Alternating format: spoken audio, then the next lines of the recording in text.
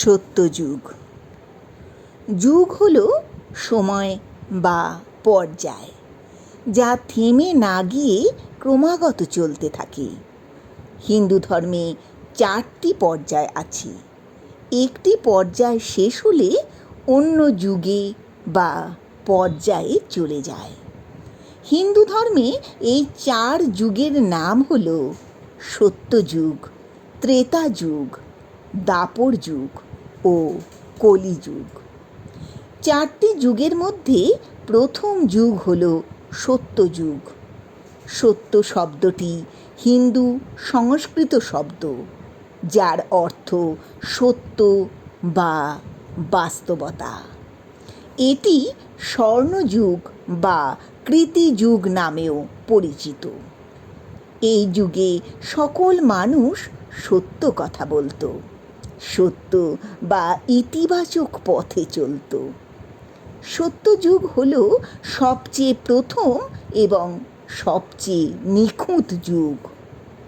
সত্যযুগ সত্য, ন্যায়, ধর্ম এবং সম্প্রীতির বৈশিষ্ট্যযুক্ত। সত্যযুগে মানুষ অবিশ্বাস্য শক্তির অধিকারী ছিল। মানুষ দীর্ঘায়ু ছিল।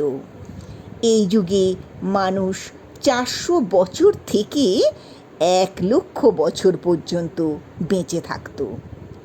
সংস্কৃতির কোনো বৈষম্য ছিল না। প্রত্যেকেই পার্থিব আরাম আয়েশ উপভোগ করত। মানব জাতির মধ্যে কোনো যুদ্ধ, দুর্ভিক্ষ বা সংঘাত ছিল না। এই সময় পৃথিবীতে সম্পূর্ণ শান্তির পরিবেশ ছিল। স্বর্গরাজ্যের 1 বছর ছিল আমাদের পৃথিবীর 360 সৌর বছরের সমান। স্বর্গরাজ্যে সত্যযুগ স্থায়ী হয়েছিল 4,800 বছর। সেই হিসেবে পৃথিবীতে সত্যযুগের স্থায়িত্ব ছিল 17,28,000 বছর। সত্যযুগে মানুষ ছিল নির্ভীক, সন্তুষ্ট এবং মহান আত্মা। কেউ বস্তুগত লাভের জন্য দুঃখ, উত্তেজনা অনুভব করত না। এই সময় জীবনে অলসতা, শত্রুতা, বিষণ্ণতা, দুষ্টতার কোনো স্থান ছিল না। শান্তি এবং সম্প্রীতির বাতাবরণে মানুষ জীবন কাটাত। পৃথিবী ছিল স্বর্গের মতো।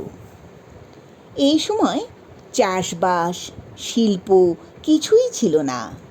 মানুষের প্রয়োজনের সব কিছুই প্রকৃতিতে ছিল। অসুস্থতা, ক্ষুধা ছিল না। মানুষের মধ্যে কোনো বিভাজন ছিল না। প্রত্যেকেই ভালো গুণের দ্বারা সমৃদ্ধ ছিল।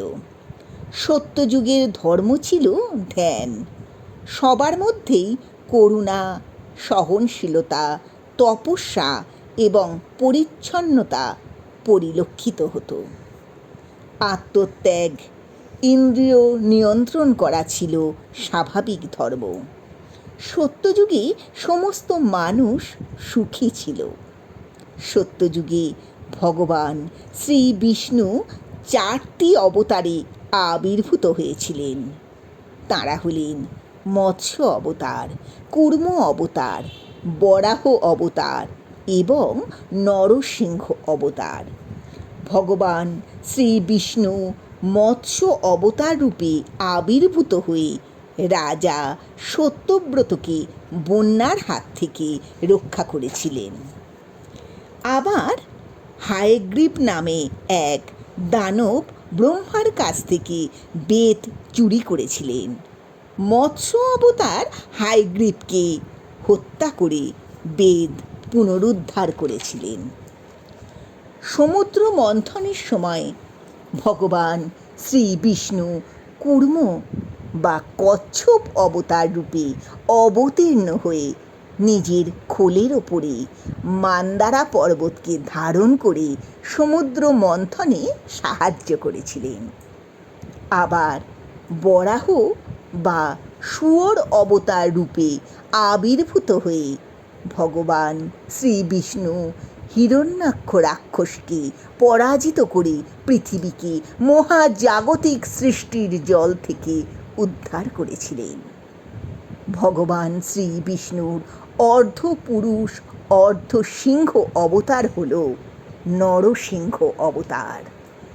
এই অবতার রূপে তিনি অসুররাজ হিরণ্যকশিপুকে বধ করে ভক্ত প্রহ্লাদকে রক্ষা করেছিলেন। সত্যযুগের উল্লেখযোগ্য ঘটনা হল দুধসাগর মন্থন করে দেবতা ও দানবদের অমৃত উদ্ধার।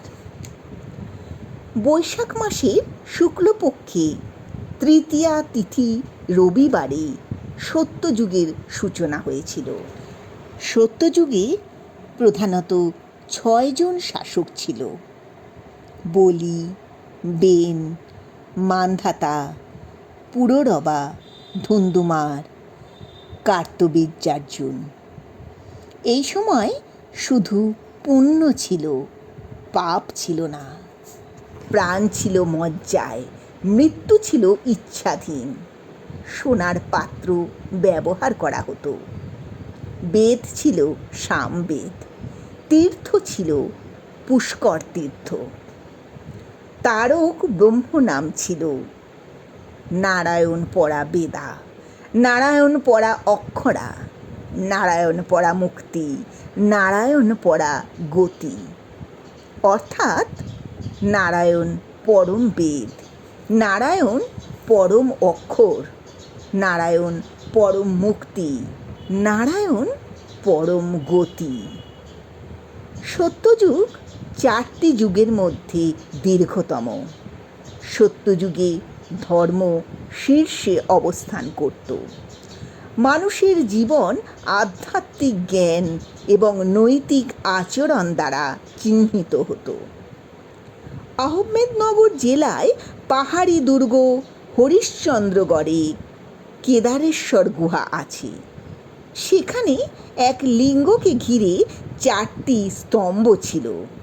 তার মধ্যে বর্তমানে একটি স্তম্ভই অক্ষত আছে। মনে করা হয় 4টি স্তম্ভকে এক একটি যুগের প্রতীক রূপে বর্তমানে যেহেতু সত্য, ত্রেতা, দাপর যুগ পেরিয়ে কলিযুগ চলছে, তাই 4টি স্তম্ভের মধ্যে 3টি স্তম্ভ ধ্বংস হয়ে একটি স্তম্ভই অক্ষত আছে।